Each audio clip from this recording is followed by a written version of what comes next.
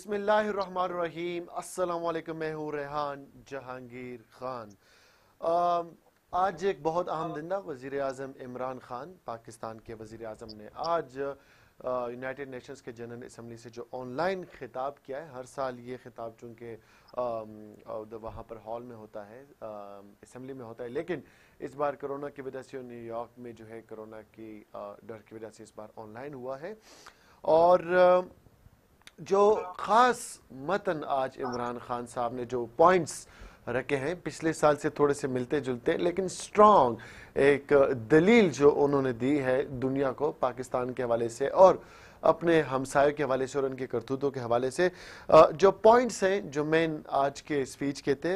हमसायों के साथ अमन, corona, money laundering, global warming, Islamophobia, Modi और आरएसएस, कश्मीर, अफगानिस्तान, अफगान महाजरीन और फ़लस्तीन।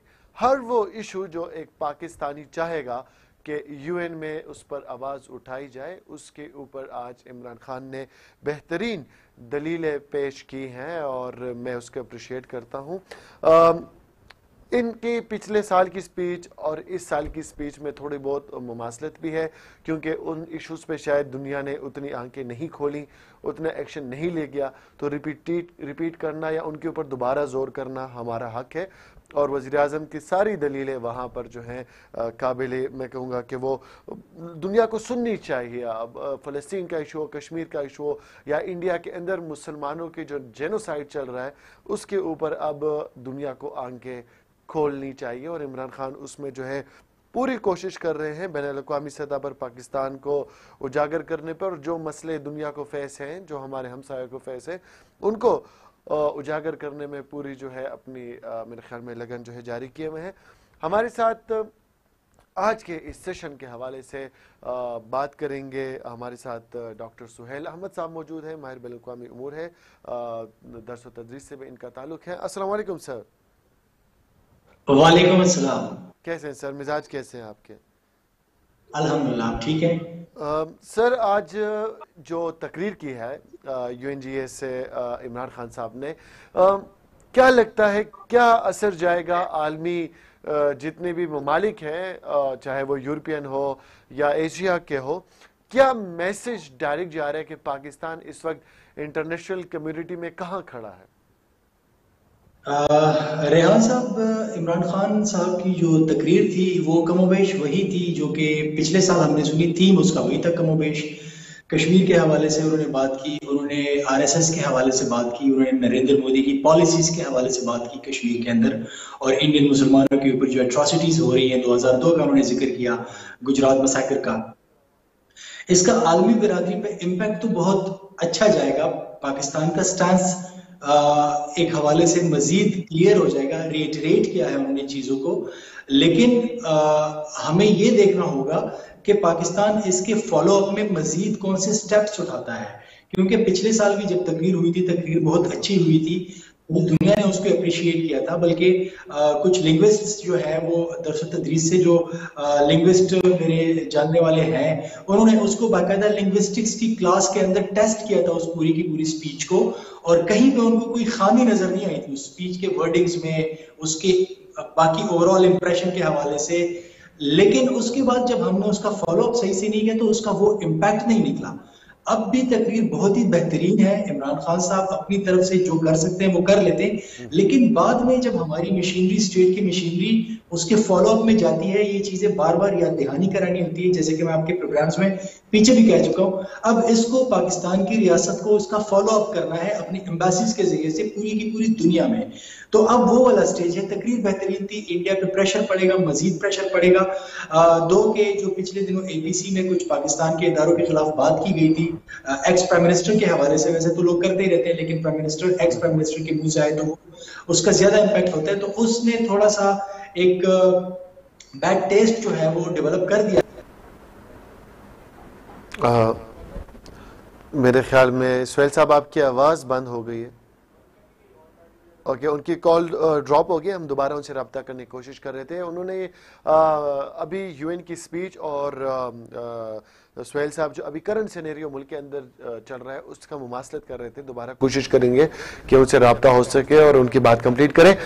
मैं यहाँ ये बता दूं कि फ़लस्तीन की बात जो इमरान खान साहब ने की है, मेरे ख्याल में ये जितने ममालिक इस वक्त इसराइल के फेवर में बात कर रहे हैं, अरब ममालिक, उनको ये क्लियर कट मैसेज यूएनजीएन के जीए के प्लेटफॉर्म से गया है कि पाकिस्तान कभी भी इसराइल को तस्लीम नहीं करेगा जब तक मसला कश्मीर, मसला फ़लस्तीन है उसका हल नहीं निकलता, जब तक वो इलीगल ऑक्यूपेशन ख़त्म नहीं होती पाकिस्तान उस तरफ कभी जाने का सोच भी नहीं सकता। क्योंकि काफ़ी ज़्यादा बातें की जा रही थी कि अब जो है अमेरिका वो इम्प्लीमेंट कर रहा है अपने पॉलिसीज़ बाकी ममालिक के ऊपर कि वो फ़लस्तीन को ज़रा साइड पे करे और इसराइल को जो है एक्सेप्ट करे। लेकिन असम्बली में डायरेक्ट फ़लस्तीन की बात करना इस बात का सबूत है कि पाकिस्तान और करंट हुकूमत जो पाकिस्तान तहरीक इंसाफ की है वो फ़लस्तीन के ऊपर कभी भी समझौता नहीं करेगी। इसके अलावा इमरान खान की स्पीच के आने से पहले थोड़े से पिछले स्पीचेस की बात करूं ताकि उससे थोड़ी सी कनेक्शन हो सके। जैसे कि चाइना के और अमेरिका की काफ़ी हॉट डिबेट हुआ है इस यूएन के जनरल असम्बली इजलास में। अमेरिका ने डायरेक्ट कोविड-19 का जिम्मेदार जो है वो चाइना को जो है करार दिया है और चाइना ने अमेरिका को हर चीज़ में अपने जो है अच्छा, मेरे प्रोड्यूसर साहब बता रहे हैं कि हमारे साथ बिलाल इफ्तिखार साहब जो है वो दिफाई तज्ज़िया नगार में मौजूद है। अस्सलाम वालेकुम सर। वालेकुम अस्सलाम व रहमतुल्लाह। कैसे हैं सर, मिजाज कैसे हैं आपके? अल्लाह का बड़ा करम। बिलाल साहब, आपने इमरान खान की स्पीच देखी होगी, ऑनलाइन स्पीच उन्होंने की है यूएनजीए से।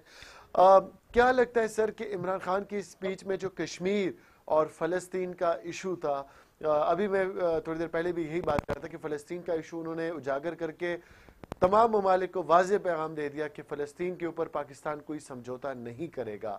क्या स्टांस अभी हमारा रहेगा, क्या पोजीशन हमारी रहेगी इंटरनेशनल कम्युनिटी में इस स्पीच के बाद? देखिए जी, फ़लस्तीन का इशू जब तक सॉल्व ना हो उस वक्त तो इजराइल को तो सवाल ही नहीं पैदा होता। यहाँ पे मैं आपको बताता चलूं कि 1948 में इजराइल के पहले कायदे आजम को तार भेजा था, कायदे आजम को तार भेजा था जिसमें उसने कहा था कि इजराइल चाहता है कि पाकिस्तान के साथ जो है ताल्लुकात जो है वो इस्तवार करें। लेकिन कायदे आजम ने उसका जवाब देना भी पसंद नहीं किया। इस वक्त जो प्रेजेंट सिचुएशन चल रही है तो आपको नजर आ रहा है कि कश्मीर और जो फ़लस्तीन का इशू है तकरीबन एक। अगर आज हम फ़लस्तीन के मामले के अरबों के पीछे लग के कश्मीर को इसराइल को तस्लीम कर लेते कोई रूल फिर अप्लाई होगा कश्मीर के ऊपर। इस जब तक फ़लस्तीनियों का उनका हक नहीं मिल जाता, जब तक इसराइल का गासिबाना कब्जा खत्म नहीं हो जाता, उस वक्त तक सवाल ही नहीं पैदा होता है कि पाकिस्तान अगर इसराइल की तरफ कदम उठाता है तो बेसिकली वो दुनिया भर के अंदर अपना केस खराब करेगा। तो इमरान खान का अगर आपको याद हो कि कुछ अरसे पहले उन्होंने इमरान खान को इंटरव्यू दिया था, उसमें उन्होंने यही नुक्ता उठाया था कि दोनों केसेस एक जैसे हैं।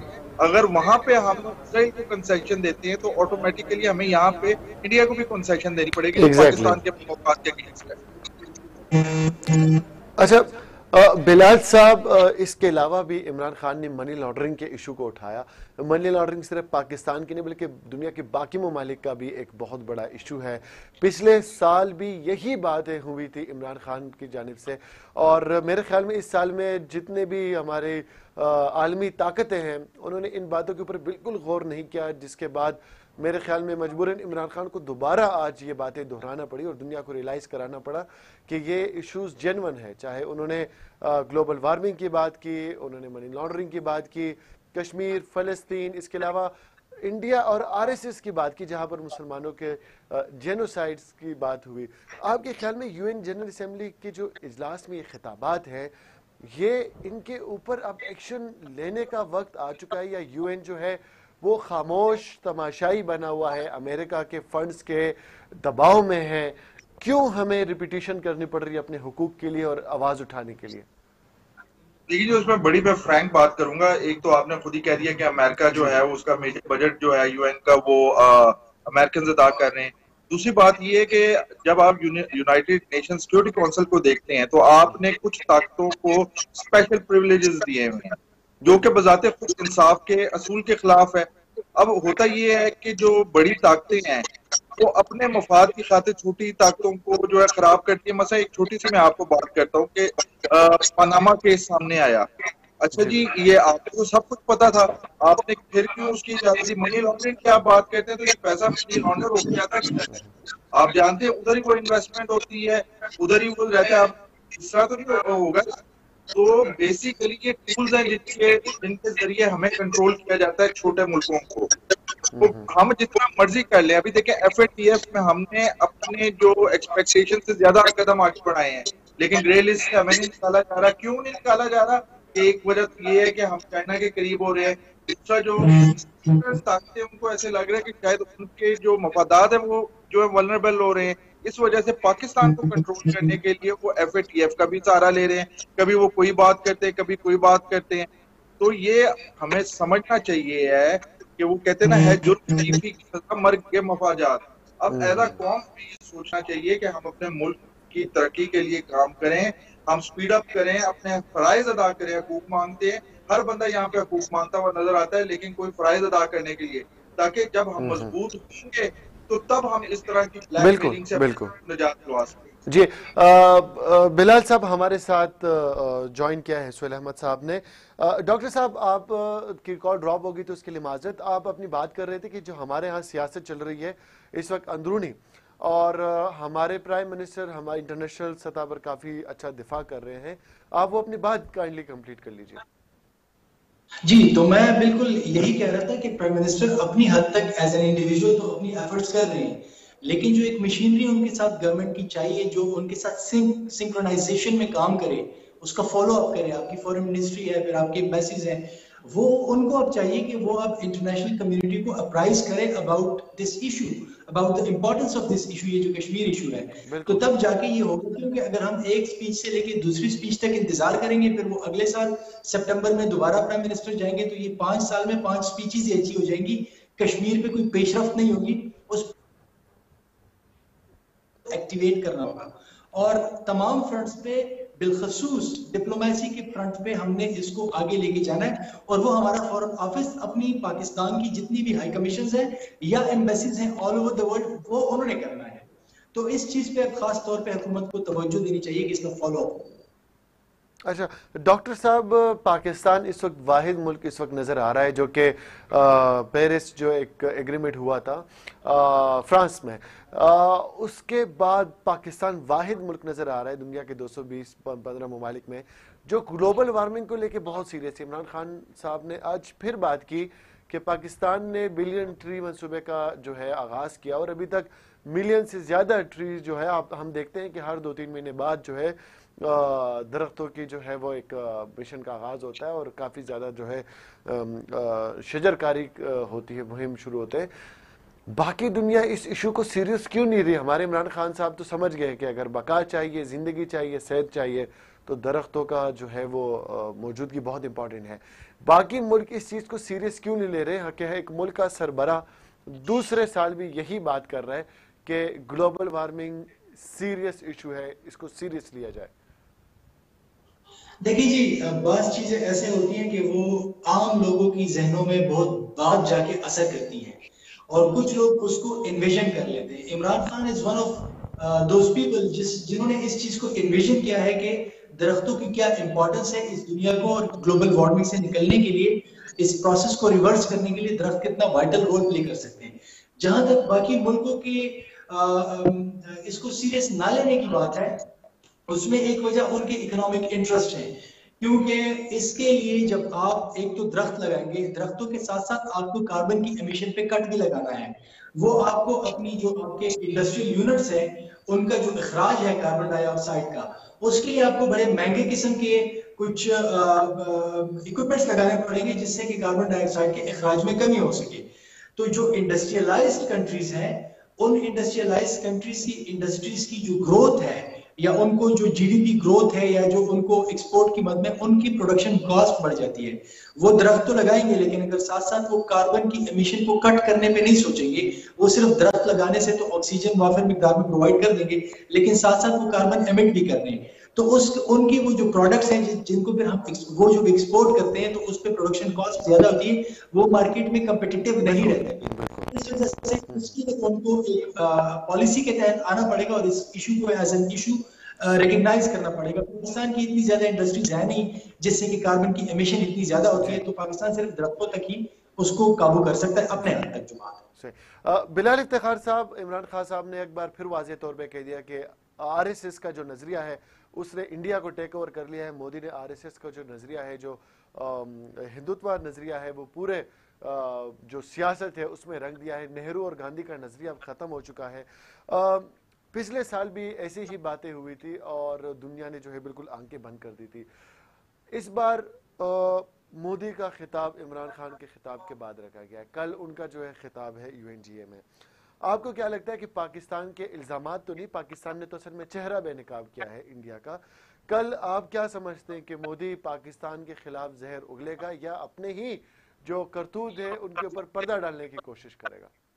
लेकिन ये मोदी बनिया है और उसने कल पाकिस्तान के ऊपर इल्जामबाजी करनी है, उसको हम नवा भी मिल जाएंगे। जैसे आपका साथ अफगानिस्तान है, आपको पता है कि वो इंडिया के हाथ में खेल रही है अफगान गवर्नमेंट जो है, तो उसे हम नवा भी मिल जाएंगे। दूसरी बात ये है कि आपको पता है कि एक नया इत्तेहाद एशिया में वजूद में आ रहा है, क्वाड्स जो है उसे वो अब बढ़ा के कुछ और ममालिक को शामिल कर रहे हैं और अकॉर्डिंग टू डिप्टी जो सेक्रेटरी ऑफ स्टेट के एशियन नेटो की तरफ बढ़ रहे हैं, तो उसमें इंडिया का ऑफ कोर्स एक रोल है। लेकिन जहां तक आपने अभी बात कर रहे थे, बात की कि पाकिस्तान की डिप्लोमेसी कामयाब तो हुई है। आप देखें 4 दफा ट्रंप जो है, जो कि एक बड़ी मंडी भी देखता है इंडिया को, इंडिया के करीब भी, और आपको पता है हाउडी मोदी हुआ, और अभी जो उसने ट्रंप को मोदी ने जिस तरीके से रिसीव किया, उसके बावजूद उसने 4 दफा ट्रंप ने पाकिस्तान की जो इंडिया नहीं सुनना चाहता उसने मीडिएशन की बात। बिल्कुल अपने पाकिस्तान सब कुछ कर रहा है, लेकिन अगर ये कहें कि चढ़ाई हो जाए तो इस वक्त हमारी अपनी इकोनॉमिक हालात नहीं है कि हम इंडिया के ऊपर चढ़ाई कर दें और उसे जो है लेट्स बी रियलिस्टिक। तो अपने तौर पे पाकिस्तान हर वो काम कर रहा है। आपको पता है जो है सफारत लेके गए हुए पाकिस्तानी जो है लाइन के ऊपर इसी तरीके से लॉबिंग की जा रही है और काफी उसके अच्छे रिजल्ट्स आ रहे हैं। इंडिया प्रेशर में है और खासतौर पर जब से ये लद्दाख का हमला हुआ है तो चाइनीज ने तो फौरन उन्होंने साफ साफ कहा, उन्होंने कहा कि हमारा जो एक्शन है, जो हम 1959 की एलएसी को अब मांग रहे हैं, उसकी सबसे बड़ी वजह ये है कि हमारे जितने एग्रीमेंट किए थे वो इंडिया ने 5 अगस्त 2019 के यूनिलैटरल एक्शन लेके वो खुद नल एंड वॉइड जो है वो करार दे दी। तो मामलात तो आप इसको के जिस तरीके से जा रहे हैं, जो आप सिचुएशन है, देखिए जब हम बात करते हैं तो हमें अपने रिलेटिव देखना पड़ता है कि यहाँ पे हमारे जो है वो कैपेबिलिटीज, वो चीजें, एक कैपेबिलिटी से मुराद ये कि हमारे पास हमारी इकोनॉमी इतनी बड़ी नहीं है कि हम कोई बड़े को जो है ना सस्टेन कर सकते। तो हम ज्यादा से ज्यादा ये कर सकते हैं कि हम डिप्लोमेटिक और सियासी तौर पे तो हम बात को ज्यादा हाईलाइट करें और लोगों की हमदर्दियां लें, ताकि एक वक्त वो आए जिसका आज खान साहब ने बात की, अगर आपने नोट किया तो एक उन्होंने इस्लामोफोबिया वेस्ट की बात। अच्छा, उसी इस्लामोफोबिया की जो एक्सटेंशन तो हमें नजर आ रही है बिल्कुल यहाँ पे। अच्छा, जो सबसे मजे की मैं आपको बात बताऊं कि लॉ के अंदर अबेटमेंट तो बताते खुद एक जुर्म। जब आप किसी को अबेट कर रहे हैं, उसको आप तंग कर रहे हैं कि वो कोई गलत एक्शन ले, जिस तरह ये चार्ली एबिडो का उन्होंने बात की, वहाँ पे अखबार जो कुछ कर रहे हैं, तो बेसिकली वो अबेट कर रहे हैं वायलेंस के लिए। तो जितने वायलेंस इख्तियार करने वाला बंदा गुनाहगार हुआ लॉ की नजर में, उससे ज्यादा गुनाहगार वो है जो उसे इंस्टिगेट कर रहे हैं कि तुम ये करो। बड़ा जबरदस्त किस्म का पॉइंट था। इसी तरीके से जब आप बात करते हैं आरएसएस वहां पे बढ़ रही है, इंडिया कहता है पाकिस्तान जो है यहाँ पे मिलिटेंट्स दाखिल कर रहा है, तो भाई आपने मुसलमानों का हालात खराब कर दिया। आपके करीब तरीन मुल्क बांग्लादेश, आपका जो है प्रेसिडेंट जो है बंगाल का, वो कहता है कि जी हम 10 मिलियन जो है बंगालियों को वापस भेज देंगे बांग्लादेश में। तो आपके हालात हो जाते हैं। बेसिकली तो आप खुद इंडिकेट कर रहे हो कि रिएक्शन आए, तो आप जब अबेट कर रहे हो उस गुनाह के अंदर असल जिम्मेदार आप हो और यही जो है वजीर आजम ने आज अपनी स्पीच में दुनिया को बताने की कोशिश की है कि आप लोग अबेटमेंट ना करें, राइट्स देंगे, जब आप जस्टिस देंगे सोसाइटीज के अंदर, इंटरनेशनल ऑर्डर के अंदर, तो मामला खुद ब खुद ठीक होंगे। लेकिन अगर आप इंस्टिगेट करेंगे, कॉन्फ्लिक्ट बढ़ेंगे, लड़ाइयाँ होंगी और मामले खराब होंगे। सुहेल साहब, मुझे ये बताइएगा कि जिस तरह इफ्तिखार साहब ने भी कहा, बिलाल इफ्तिखार साहब ने, कि अफगानिस्तान आजकल इंडिया के हाथ में खेल रहा है। हमारे वज़ीर आज़म इमरान खान साहब ने आज साफ कह दिया है कि हमसायों के साथ बेहतरीन ताल्लुक चाहते हैं। अफगान महाजरीन के ऊपर बात की, अफगान अमन अमल के बारे में उन्होंने बात की। अफगानिस्तान के अमल में ही पाकिस्तान का अमल है। अफगानिस्तान को ये बात क्यों नहीं समझ आ रही कि इंडिया आस्तीन का साम है और पाकिस्तान और इंडिया और अफगानिस्तान को सिर्फ लड़वाने की कोशिश कर रहा है? देखिए जहांगीर साहब, यहाँ पे मैं थोड़ा सा, क्योंकि हर एक मुल्क अपने दुश्मन के हवाले से दुश्मन को कमजोर करने के लिए कोशिश करता है, तो यहाँ पे मैं थोड़ा सा ये बात भारी दिल के साथ जिक्र करता चलूं कि इंडिया जो है वो अफगानिस्तान में पाकिस्तान से नैरेटिव बिल्डिंग के हवाले से ज्यादा सक्सेसफुल रहा है ओवर द इयर्स। पिछले तकरीबन 20 साल में आप देखें, इंडिया ने वहां पे न सिर्फ पैसों की इन्वेस्टमेंट की है, बल्कि वहां पे अफगानियों में पाकिस्तान के खिलाफ नफरत बढ़ाने में जो नैरेटिव बिल्ड करने की कोशिश उन्होंने की है अपने प्रिंट और इलेक्ट्रॉनिक मीडिया के जरिए से, वो भी बहुत ही ज्यादा इंपॉर्टेंट है। जबकि पाकिस्तान ने ऐसी कोई एफर्ट पिछले अरसे में हमें नजर नहीं आई जो उन्होंने अफगानिस्तान के अंदर की है। तो एक तो वहां पे एक जनरल लॉट है जो कि वाकई पाकिस्तान को under the influence of Indian narrative समझ रही है कि पाकिस्तान उनके साथ अच्छा नहीं कर रहा, अच्छा सलूक नहीं कर रहा। एक तो वो वाले लोग हैं। दूसरे कुछ ऐसे लोग हैं जिनके वेस्टेड इंटरेस्ट हैं इंडिया के साथ, वो एंटाई तालिबान है, एंटाई पश्तून है अफगानिस्तान के अंदर, और वो समझते हैं कि अगर पाकिस्तान की तरफ जाएंगे तो नेचुरली पाकिस्तान वहां पे तालिबान या पश्तूनों को ज्यादा रिप्रेजेंटेशन देने की बात करेगा। तो इससे बेहतर यह है कि हम इंडिया की तरफ देखें और वो पाकिस्तान प्रो पाकिस्तान एलिमेंट्स को अफगानिस्तान में उठने नहीं देगा और हमें सपोर्ट करेगा। तो अफगानिस्तान के अंदर ये 3-4 चीजें जो है ये बैक वक्त बरसर पैकार है। इस वजह से अफगानिस्तान की पॉलिसी हमें हमेशा नजर आती है कि वो पाकिस्तान के फेवर में नहीं जाती, वो इंडिया के साथ जाके वो उनके पॉलिसी मेकर्स या उनके जो लीडर्स है वो खड़े हो जाते हैं। उसकी ये वजूहत है।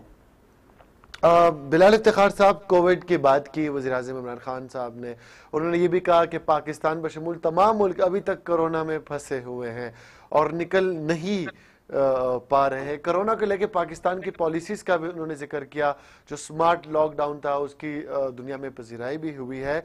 आपको क्या लगता है कि अभी इंटरनेशनल कम्युनिटीज़ में अपनी सक्सेस स्टोरीज जो है बयान करना और एक मिसालें देना, वो तो हम समझते हैं कि अच्छी बात है, लेकिन पाकिस्तान अभी इस स्टेट में है कि वो कोरोना से मुकम्मल निजात जो है हासिल कर चुका है, क्योंकि स्कूल्स अभी तक पूरी तरीके से नहीं खुल पा रहे, जबकि मॉल और बिजनेसेस जितने हैं वो सब खोल दिए गए हैं, लेकिन स्कूल्स पे जाके कोरोना अटक रहा है।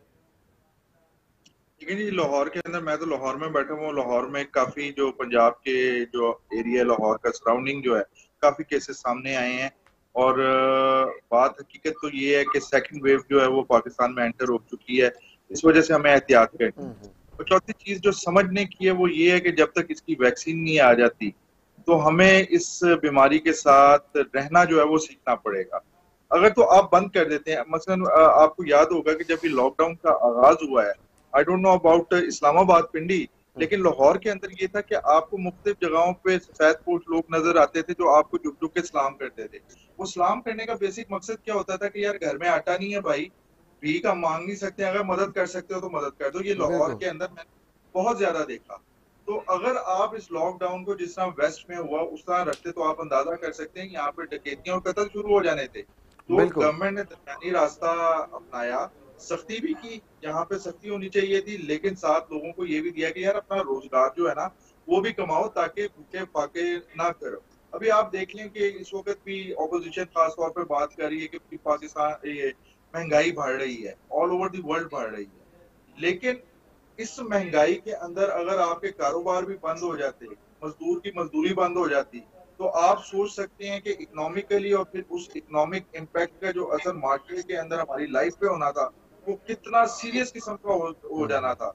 अगर आप बाय ट्रैवल करें तो आपको मेजॉरिटी उबर और ये बाकी इस तरह की जो कंपनीज के ड्राइवर्स हैं वो सारे के सारे वो आपको अक्सर वो मिलेंगे जो पहले अच्छी जॉब्स कर रहे थे, अब वो बेचारे मजबूर हो गए हैं कि वो उबर और करीम वगैरह चलाते फिरें। तो कहने का मकसद ये कि ये एक स्मार्ट था, एक तरीका था। इंडिया में आप देखें कितने लोग तो बेचारे जो है वापस अपने इलाकों में जाते हुए मारे गए, जो वहाँ पे हालात हुए लॉ एंड ऑर्डर का हुआ, और इतनी सख्ती जो उन्होंने मोदी ने करने की कोशिश, उसका नतीजा क्या हुआ कि 80-80, 90-90 हजार का बंदा जो है मरीज जो है वो निकल रहा है। तो इसका मतलब एक तो था कि गवर्नमेंट की पॉलिसी, लेकिन गवर्नमेंट की पॉलिसी ज्यादा मैं रहमत बचा के रखा और हम सिचुएशन पे नहीं पहुंचे जिसमें हमको इंडिया नजर आ रही है, दूसरी साइड पे आप अप्रिशिएट करें, लेकिन अप्रिशिएट ज्यादा आपको अल्लाह का शुक्र अदा करें ये था जिसने हमारी मदद रखी हम लोगों को। अच्छा सुहेल साहब, ये बताइए कि अमेरिका और चाइना का भी हॉट डिबेट हुए एक दूसरे से, और कोरोना का इल्ज़ाम, और ऊपर से अमेरिका में हर चीज़ में हाथ डालने का या बदमाशी या जो वो रौब दिखा रहे हैं उसके ऊपर चाइना का भी अच्छा रिएक्शन। जो चाइना और अमेरिका एक कोल्ड वार काफ़ी अरसे से हम देख रहे हैं, और अब इस बार असेंबली के फ्लोर पे एक दूसरे के ऊपर जो है इल्ज़ामात लगाना या बयानबाजी करना, ट्रम्प की ऑलरेडी उनकी पॉलिसी जो है नाकाम करार दी है चाइना ने कि उनकी वजह से ऑलरेडी पूरी दुनिया में प्रॉब्लम है, बेहतर ही है कि वो फिलहाल अपनी जुबान बंद रखें। क्या लगता है कि इस कोल्ड वार के वजह से पाकिस्तान अमेरिका के प्रेशर्स में मुतासिर हो सकता है कि नहीं, क्योंकि America is very close to India, China is very close to Pakistan, और अगर उन दोनों में कोल्ड वार है तो इंडिया तो इसका फ़ायदा उठाएगा। जी बिल्कुल, इंडिया इसका फायदा उठाएगा, पाकिस्तान पे इसके असरात पड़ सकते हैं इस कोल्ड वॉर के, बल्कि अगर आप देखें तो इसके असरात पाकिस्तान पे पड़ने शुरू भी हो चुके हैं, क्योंकि आपने 2018 नवंबर में देखा था चाइनीज कॉन्सुलेट कराची पे अटैक हुआ था, और वो उसके जो मास्टरमाइंड थे वो इंडिया के अंदर बैठे हुए थे। तो अभी भी जो इंडिया को सबसे बड़ी तकलीफ है वो अमेरिका की ईमा पे, चाइना को रोकने के लिए उन्होंने इंडिया को रखा हुआ है। तो लेकिन अब चाइना पाकिस्तान के थ्रू अपनी एक नेक्स्ट लेवल इकोनॉमिक ग्रोथ की तरफ जा रहा है थ्रू सी पैक, तो उसमें जब वो चाइना को टारगेट करेंगे, अमेरिका और इंडिया दोनों, तो उसमें पाकिस्तान के ऊपर उसका ब्रंट पड़ेगा, आएगा। लेकिन उसमें जिस तरीके से चाइना पाकिस्तान के साथ पाकिस्तान की पुष्ट पे खड़ा है, तो पाकिस्तान ने, प्राइम मिनिस्टर ने पिछले 2-3 दफा मीडिया टॉक के अंदर इंटरव्यूज में मुख्तलिफ चैनल पे बता दिया कि हमारा मुस्तकबिल चीन के साथ है। अब इसमें सिर्फ आपको अमेरिका को सिर्फ पाकिस्तान के साथ नहीं निपटना पड़ेगा, बल्कि पीछे चीन भी होगा। चीन अपने इंटरेस्ट की हिफाजत के लिए पाकिस्तान के साथ एक खास लेवल के बाद अगर उसको हार्म किया जाएगा तो वो आगे खड़ा होगा, क्योंकि आगे उनके अपने इंटरेस्ट आ जाएंगे। अभी जो आप देख रहे हैं, इंडिया जितनी भी कोशिश कर रहा है लेकिन वो कर नहीं पा रहा, चाइना ने वहां पे एक और ही फ्रंट खोल दिया। और अगर आप इंडिया के साथ चाइना का इस वक्त का फ्रंट देखें जो उन्होंने लद्दाख में खोला हुआ है, उसका सीधा सीधा फायदा पाकिस्तान को जाता है, क्योंकि आज से मई से पहले जब ये बातें सामने नहीं आई थी, इंडिया और पाकिस्तान की जंग की बाज़गश्त बड़ी तेज चल रही थी, लेकिन उसके बाद वो लद्दाख में चले गए। इंडिया वहां पे लद्दाख में चाइना के साथ एंगेज हो गया। यहाँ पे हमने गिलगित बल्तिस्तान को सूबे बनाने की करार। सही। बिलाल साहब, एक आखिरी क्वेश्चन आपसे करूंगा कि इस वक्त मुल्क के जो हालात चल रहे हैं, जिस तरह के कुछ इदारों और सियासी जमातों के बीच में आजकल एक डिबेट चल रही हैं, बीच में कुछ वफाकी वज़रा भी जो है वकील बन के दलाइल दे रहे हैं, मुलाकातों के सबूत दे रहे हैं, वो एक अलग कहानी है। लेकिन ऐसे सिनेरियो में वज़ीर आज़म के इस खिताब में, जिसमें उन्होंने फुली तौर पर पाकिस्तान को रिप्रेजेंट किया है, डिफेंड किया है, और आलमी सतह पर तमाम मसाइल को उजागर किया है, अंदरूनी कोई भी मसला बयान नहीं हुआ, क्या समझते हैं कि इस स्पीच को आप बेहतरीन समझते हैं, एवरेज समझते हैं, रेट आप क्या करेंगे इन सिनेरियो में? अगर आप पिछले 15-20 साल पहले चले जाए तो it was the best speech. ठीक है, आप कभी भी अपने जो कमियां हैं वो लोगों के सामने एक्सपोज नहीं करते, अगर आप करेंगे तो आप अपने आप को शर्मिंदा करेंगे। जहां तक अपोजिशन की बात है, असल में मामला ये है कि हमारे जिंदगियों के अंदर इतना फास्ट हो गया, ऊपर से मीडिया, आपको पता है कैपिटलिस्टिक मीडिया जो है वो तो मैनिपुलेट करना कोई मुश्किल नहीं है, सेठ का अपना मफाद है, उसी हिसाब से उसने आपसे इंटरप्रिटेशन ऑफ फैक्ट्स करवानी है। मैं अभी मीडिया का बंदा हूँ, मेरे ख्याल में आई होप हम तीनों ही मीडिया के लोग हैं, तो आपको पता है कि किस तरीके से मीडिया काम करता है। अगर आप ऊपर से देखें ना इंटरनेशनल सिनेरियो की, अभी भाई बात कर रहे थे कि जो सी पैक है वो बोर्ड जो बड़ा है वन बेल्ट वन रोड का है, और जिस तरीके से एशिया पैसिफिक के अंदर अमेरिका को रिट्रीट करना पड़ रहा है और अब वो वायलेंस की तरफ आ रहा है, कभी फिलिपाइन को वो ब्लैकमेल करता है चाइना की नाकाबंदी के लिए, कभी जो है इसको ताइवान को इंस्टिगेट करता है कि मसाइल खड़े करो। तो आपको जब आप इन चीजों का इदराक करेंगे तो आपको पाकिस्तान के हालात कुछ और नजर आएंगे। लेकिन अगर आप नीचे से कुएं के अंदर से बैठ के देखेंगे तो आपको दुनिया के हालात भी अजीब नजर आएंगे, कुएं के हालात भी नजर आएंगे। देखिए हर चीज ग्रेजुअली चलती है। इंटरनेशनल स्टैंडिंग से आपकी अगर इंटरनेशनल स्टैंडिंग है तो ऑब्वियसली उसका असर जो है आपकी डोमेस्टिक के ऊपर भी पड़ेगा। अभी हम लोग वो बातें कहते हैं कि कश्मीर भेज दिया, कहाँ पे कश्मीर भेज दिया यार, पहले तो कभी किसी ने कश्मीर की बात नहीं की है। अब ये बंदा चाहे सिलेक्टेड है इलेक्टेड है जो मर्जी से कह लो, कम से कम जो है मर्दों की तरह बात तो कर रहे हैं ना कश्मीर के बारे में। इसी तरीके से मुख्तलिफ मामलात के अंदर आप पहले कभी जो है अमेरिकन प्रेसिडेंट को के साथ बात नहीं कर सकते थे, अब अमेरिकन प्रेसिडेंट खुद जो है वो आपको कह रहा है कि जी मैं कश्मीर के ऊपर बात करने के लिए तैयार हूँ वगैरह वगैरह। दूसरी तरफ आप देखें, आपकी क्या ये बेहतरीन पॉलिसी नहीं है कि पिछले साल 27-28 की झड़प के बाद आपको डर था अफगानिस्तान से हमला हो जाएगा, इंडिया से हमला हो जाएगा, ईरान से हमला हो जाएगा। ईरान न्यूट्रलाइज हो गया, अफगानिस्तान न्यूट्रलाइज हो गया, इंडिया एंगेज हो गया, वो वहां पे फंसा हुआ है, उसकी अभी औकात नहीं है कि वो हमला कर सके। आपको फायदा हुआ या नहीं हुआ?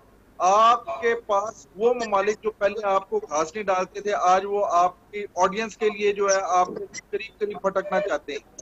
आप देखें, एक मैं आपको बात बताऊं, ना शुक्र करना चाहिए। अल्लाह ताला ने मुल्क को हर चीज से नवाजा, इसकी जोग्राफिक लोकेशन से लेके इसके पहाड़, इसके मिनरल, हर चीज। जहाँ मार खाने हुआ है कि हम सेल्फ पिटी का शिकार है, हम अपने अफसोस करना जानते हैं, हम अपने सैडिज्म के अंदर में हमें उससे जब निकलेंगे, जब हम अपने आप को करना शुरू करेंगे, उसके अलावा जब अपने फराइज अदा करना शुरू करेंगे, तो मैं आपको लिख के कहते हैं मैं कोई ऐसा मुल्क नहीं है जो आपको चैलेंज करे।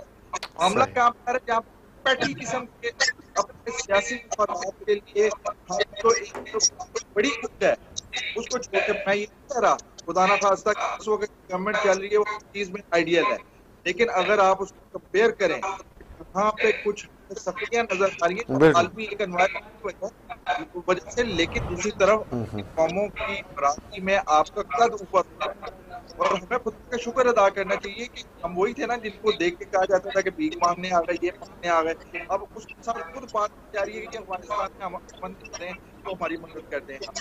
हमें कहा जाता है कि फलां मामला आ गया, उसमें आप जो है ये आप ये मसला, तो हम अपने आप को तो हमने भी थे, लेकिन अब हम मकाम की तरफ बढ़ रहे हैं जहाँ हम ताकत पा रहे हैं, हमारी डिप्लोमेसी जो है वो ताकत पा रही है। लीडरशिप चाहे वो प्राइम मिनिस्टर की हद तक हो या मिलिट्री लीडरशिप की हद तक हो, वो डोमिनेंट जो है पोजीशन पे आ रही है। क्या ये हमारी कामयाबी नहीं है? बिल्कुल। सुहेल साहब, इस हवाले से आप क्या कहेंगे? इमरान खान की स्पीच और करंट जो सिनेरियोज चल रहे हैं और उसमें बड़े ज़बरदस्त तरीके से डिफेंड किया है और सारे इश्यूज को जो है आलमी सतह पर उजागर किया है। आप क्या रेट करेंगे इस स्पीच को?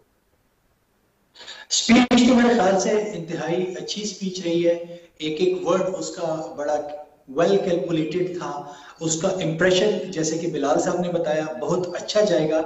लेकिन मैं यहाँ पे दोबारा यही बात करूंगा कि अब इसके बाद हमारे फॉरेन ऑफिस का काम है कि इसका फॉलो अप करें। चाहे डोमेस्टिक हालात कितने ही टर्मोइल का शिकार ना हो जाए, फॉरेन ऑफिस को उससे कोई असर नहीं लेना चाहिए, बल्कि उनको फॉरेन पॉलिसी के फ्रंट पे इस स्पीच को आगे लेके जाना चाहिए। फॉरेन ऑफिस का डोमेस्टिक हालात के साथ या उससे इन्फ्लुएंस होके अपने कामों को पीछे धकेल लेना, उस पर कोई असर नहीं होना चाहिए। बल्कि मैं इमरान खान साहब के लिए भी ये मशवरा दूंगा कि उनको भी मुल्क की अंदरूनी जो सियासी खलफशार है उससे बालातर होके अपनी तवज्जो इंटरनेशनल सिनेरियो पे मरकूज करनी चाहिए। पूरी दुनिया देख रही है पुतिन क्या कह रहा है, ये शी जिनपिंग क्या कह रहे हैं, डोनाल्ड ट्रंप क्या कह रहे हैं, नरेंद्र मोदी क्या कह रहे हैं, इमरान खान का उसके बारे में क्या व्यू है, वो हमें सिर्फ ऑफ एंड ऑन इस किस्म की स्पीचेस में ही नजर आता है। इमरान खान को रेगुलरली इंटरनेशनल इश्यूज पे अपनी अपीयरेंस करनी चाहिए ताकि जो हम आइसोलेशन से बाहर निकले हैं अब ये हम सस्टेनेबल तरीके से इसमें आगे भी जा सकें। बहुत बहुत शुक्रिया सुहेल साहब और बहुत बहुत शुक्रिया बिलाल इफ्तिखार साहब, आप दोनों हमारे साथ मौजूद रहे। बहुत बहुत शुक्रिया आप लोगों का। और ज़बरदस्त किस्म का तज्जिया भी किया आपने और इमरान खान की स्पीच के ऊपर जो है काफ़ी डिटेल से आपने बात की।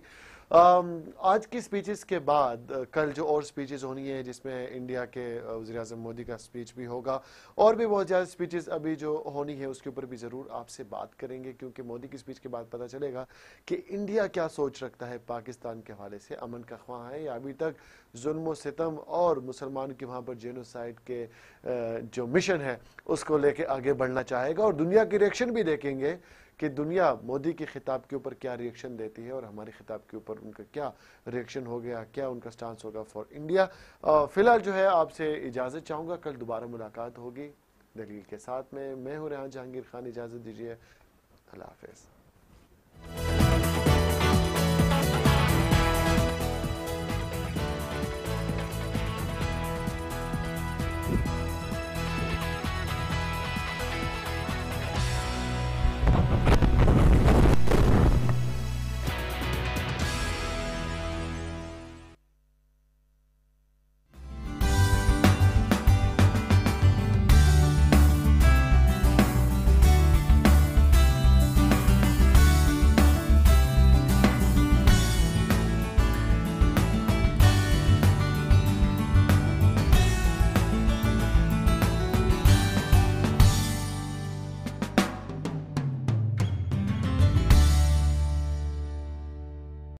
मतलब बहुत वजनी होता है।